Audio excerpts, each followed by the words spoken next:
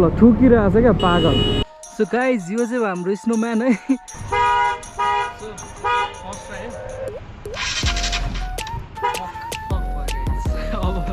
अब खेलेर पनि भएन भने चाहिँ झ्या हुन्छ, फेरि ट्राई गर्छु।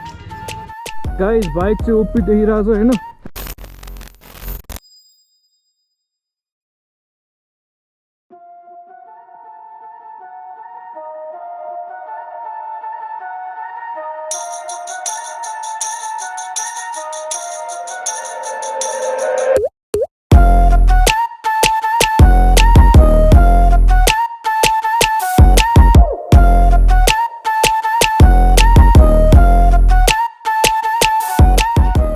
हेलो गाइज, फेरि पनि welcome back to my YouTube channel. आजको भिडियो चाहिँ अब थम्बनेल हेरेर थाहा भइसक्यो होला कहाँ जाने भनेर होइन। हामी कुरी भिलेज जाँदैछौँ, स्नो परेछ भनेर अस्ति देखेर अब आज जानु लागेको। लेट्स सी के हुन्छ, गइस थाहा हुन्छ।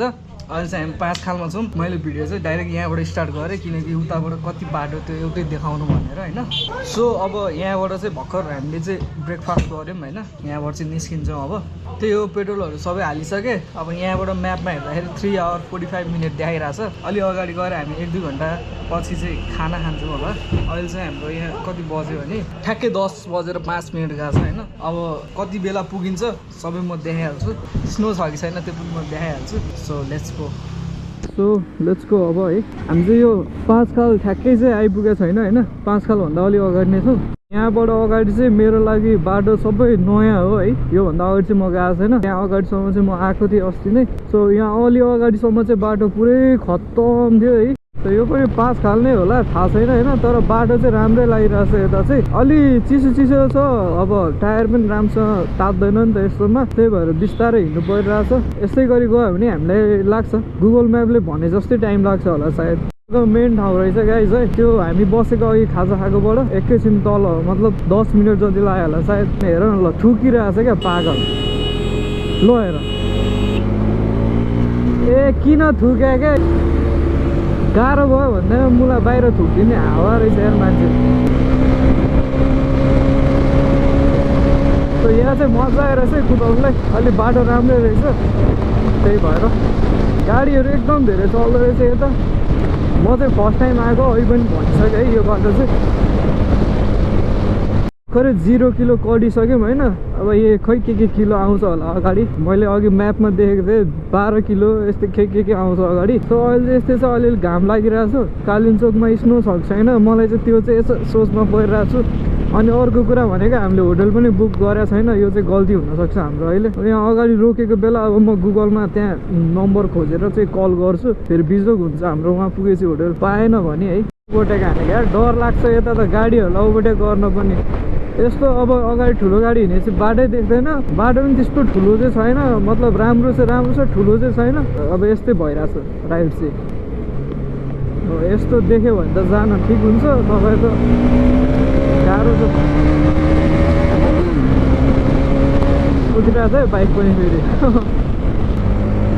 ए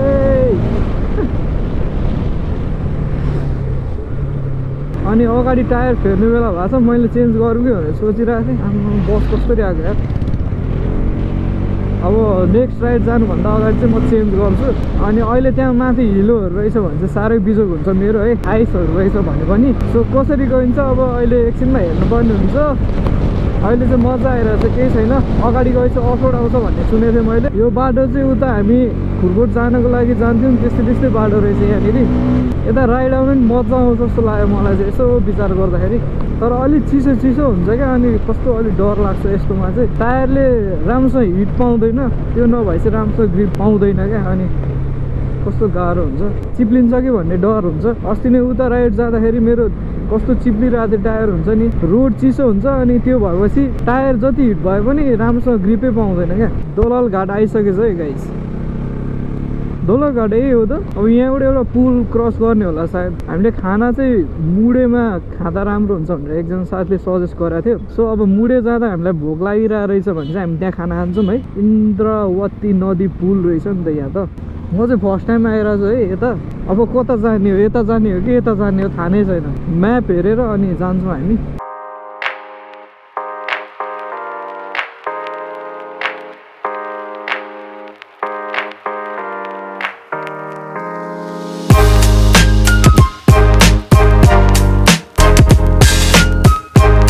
हस् त कालिम्चोक चाहिँ सिधै जाने हो अरे गाइज यता माथि अर्को बाटो छ त्यो बाटो गयो भने चाहिँ कोसीपारी जाने हो अरे यहाँ एकजना अङ्कलले सोधेको थियो हामीले सो अब हामी ढिला नगरिकन सुई जान्छौँ होइन दोलल घाट यति नजिकै रहेछ मलाई थाहा थिएन है अब चाँडै आइपुग्यो हो नि त यो भनेर हामी त्यहाँबाट हिँडेको धेरै पनि भएको छैन जस्तो लागिरहेछ कति मान्छे हिँडिरहेको छ न्याएर स्नो खेल्नको लागि होला हामी अगाडि जाने हो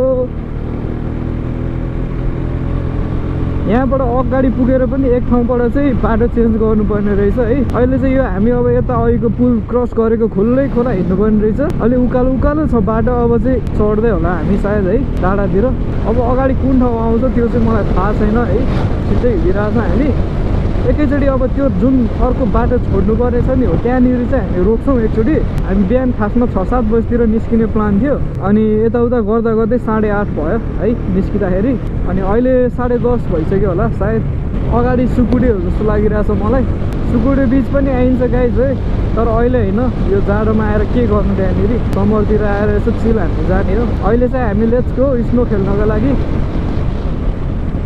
मेरो चाहिँ फर्स्ट टाइम हो स्नो मैले आजसम्म हुन्छ नि त्यो हुन्छ नि छुन पाएको छैन क्या अब आज लेट्सी भाग्यमा लेखा रहेछ भने पाइन्छ होइन यहाँबाट चाहिँ यता अगाडिबाट यता राइट लाग्ने हो कालिम्चोकको लागि सिधै गयो भने चाहिँ चरीकोट पुग्छ होला सायद है मलाई पनि थाहा छैन त्यति साह्रो हामी चाहिँ अब यहाँबाट मुडै पुगेर चाहिँ खाना खाने कुरा हो यहाँबाट 27 किलोमिटर रहेछ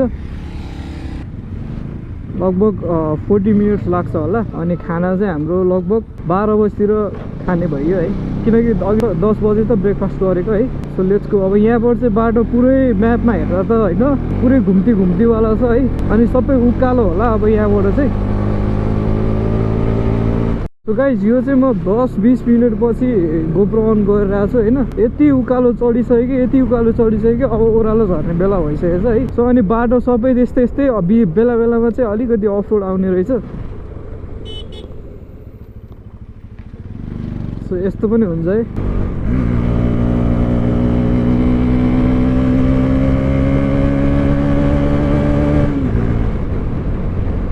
यो फेरि कहाँ आइपुग्यो ओ माई यो चाहिँ डाँडा पखर भन्ने ठाउँ रहेछ सो गाइस फाइनली मुडे चाहिँ आएको जस्तो फिल भयो है पुरै घामै छैन होइन यस्तो चिसो भइरहेछ कि बिहान हिँड्दा जस्तो चिसो थियो नि अहिले त्यस्तै चिसो छ यहाँनिर सो गाइज यहाँ चाहिँ मुडेमा चाहिँ हामीले खाना खायौँ अब निस्किन लागेको है गोप्रो पनि चार्ज सकेको थियो ट्याक्कै मुडे आउने बित्तिकै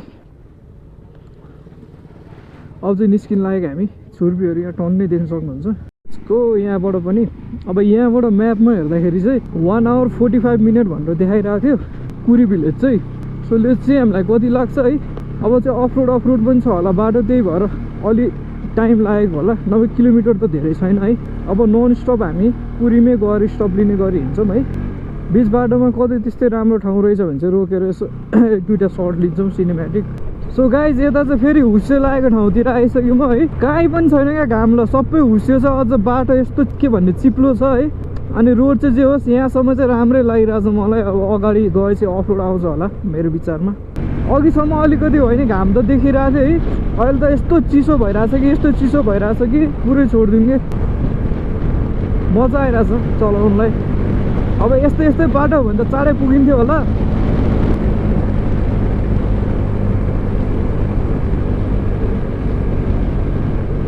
पुरै क्या यो खै के चौर छ है यो चाहिँ दामी ठाउँ हरियाली हुँदाखेरि आउनुपर्छ यो धेरै दामी देख्छ अरे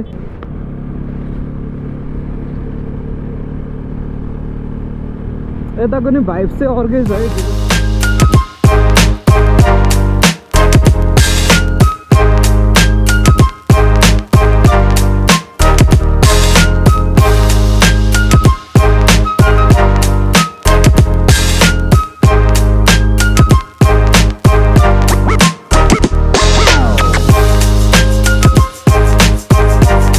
गाइस बाइक चाहिँ ओपी देखिरहेको छ होइन हामी यसो यहाँ फोटोसोटो खिचौँ भिडियो बनायौँ अब निस्किनु लागेको यहाँबाट कति टाइम लाग्छ थाहा छैन सो अब चाहिँ हतार गरेर जानुपर्ने हुन्छ हामीलाई सो गाइस हामी यहाँबाट चाहिँ निस्क्यौँ है यो राम्रो ठाउँ छ क्या यहाँनिर हुन्छ नि पुरै यस्तो पुरै फगी भइरहेछ है वेदर चाहिँ मान्छेहरू टन्नै गएको छन् होटेल पनि हामीले बुक गरेको छैन है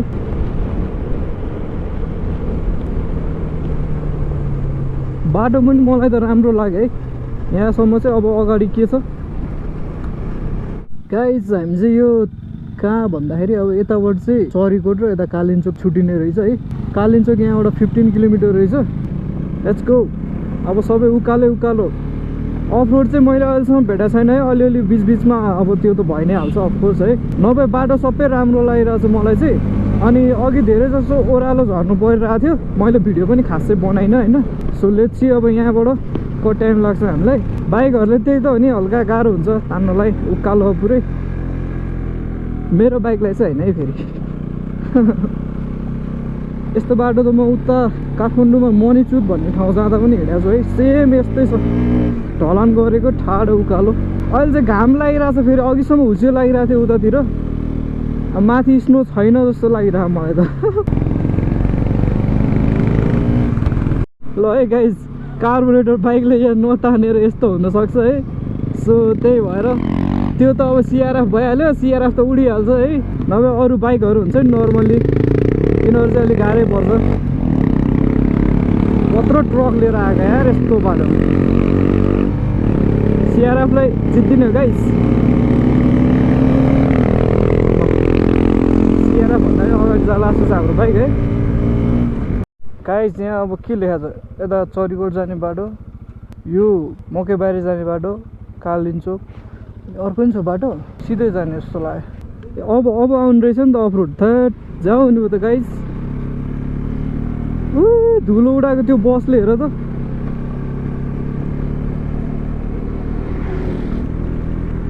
त्यही त भनिरहेको छु म, अफ रोड कहाँ छ भनेको यहाँनिर रहेछ है। एक दुईवटा ठाउँ चाहिँ अप्ठ्यारो होला यहाँनिर। हो यहाँनिर पनि तान्नै गाह्रो हुन्छ हत्तपत्त बाइकहरूले।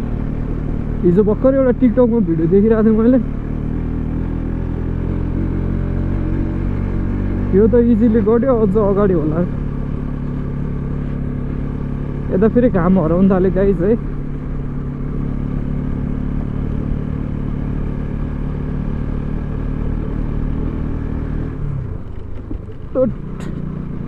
छ अफ रोड त खत्तमै छ नि। हेर तल अलिकति पिच गरेर चाहिँ धेरै सजिलो भएको थियो है गाइज। अब चाहिँ ढुङ्गावाला बाटो आयो है। अलि यहाँ माथिसम्मै रहेछ त्यो ढलान गरेको बाटो। अब चाहिँ यस्तो बाटो आइरहेछ। फेरि त्यहाँबाट नि रहेछ ढलान। पहिला त सबै यस्तै ढुङ्गाको बाटो थियो, थोरै बिचो घुडाइन्थ्यो होला।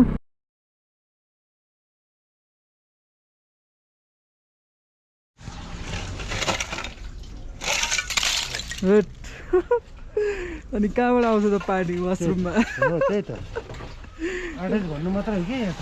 त्यही त गाह्रो छ है कालिम्पोङमा। सो गाइज फाइनली है कुरी भिलेज आइयो। अब स्नो देख्न सक्नुहुन्छ, त्यस्तो साह्रो छैन, अलिअलि मात्रै रहेछ। आज स्नोफल भइदिएदेखि हुन्थ्यो भनेको। बाटो यस्तो चिप्लो थियो, यहाँ त नजिक आएपछि चाहिँ आइस छ क्या यहाँनिर बाटोमा पनि। मेरो पछाडि देख्न सक्नुहुन्छ कुरी भिलेज है।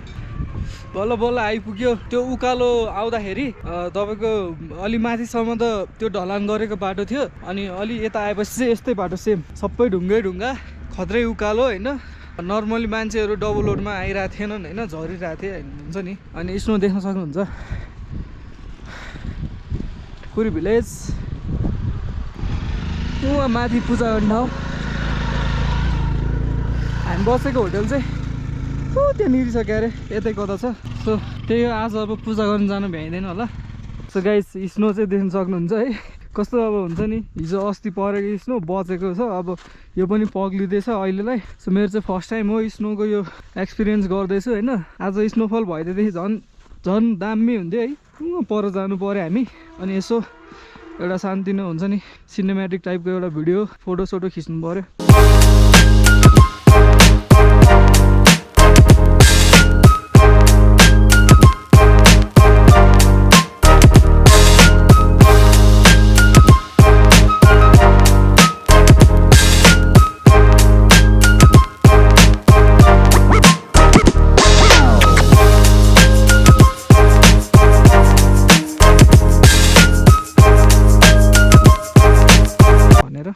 सो गाइज यो चाहिँ हाम्रो स्नोम्यान है। हामीले भर्खर मेहनत गरेर बनाएको यताउता स्नो ल्याएर होइन। अनि यता देख्न सक्नुहुन्छ कुरी भिलेज। हामी अलि माथि आएको छौँ होइन। यो चाहिँ एउटा सानो ग्राउन्ड रहेछ, त्यहाँ जान्छौँ अब हामी। यो स्नोम्यान बनाउन बसेको यहाँ चाहिँ। सो त्यही हो, हाम्रो स्नोम्यान चाहिँ अलिक फरक खालको छ होइन देख्न सक्नुहुन्छ गाइस हामी चाहिँ त्यहाँबाट तल झरेर अब यता कतै खाजा खाने भनेर निस्किरहेको छौँ होइन अब यता खाजा खान जाने भनेर यहाँ माथि हिँडिरहेको छौँ होइन पुरी भिलेज तल छ आज स्नोफल होला जस्तो लागेन मलाई किनकि त्यस्तो साह्रो त्यो खाले माहौल पनि छैन क्या यहाँ डेली भएको स्नोहरू छ त्यसमै इन्जोय गर्ने फर्किने भनेर बसिरहेको छौँ भोलि बिहान हामी त्यहाँ मन्दिर पनि जान्छौँ होला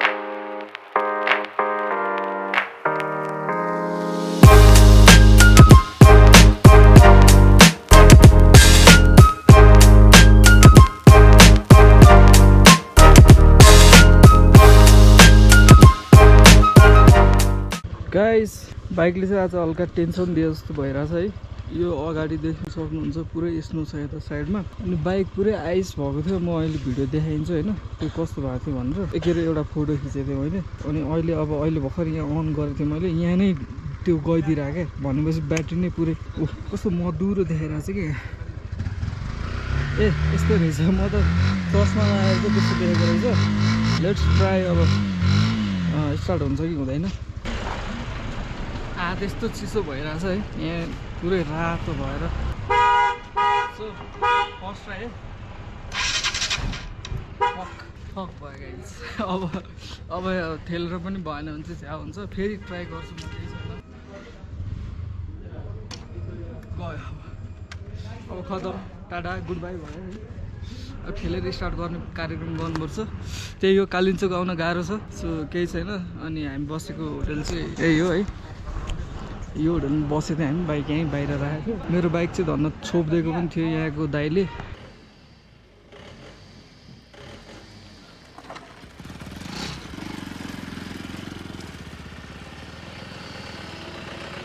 फाइनली है गाइज बल्ल बल्ल त्यो उकालो लगेर हामीले त्यहाँ यसरी झारेको थियौँ त्यहाँबाट स्टार्ट भयो अझै पनि मैले बाइक यसो हिँडोस् न भनेर छोडिरहेको छु होइन सो त्यही हो आजको भिडियो यहीँ इन्ड गर्छु होइन अब हामी काठमाडौँ फर्किन्छौँ अनि कालिन्चोक आउँदा त्यस्तो हो नि अब अलिअलि गाह्रो त भइ नै हाल्छ है so see you next blog है अर्को ब्लगमा भेटौँला यो ब्लगलाई चाहिँ म यहाँ इन्ड गर्छु है बाई बाई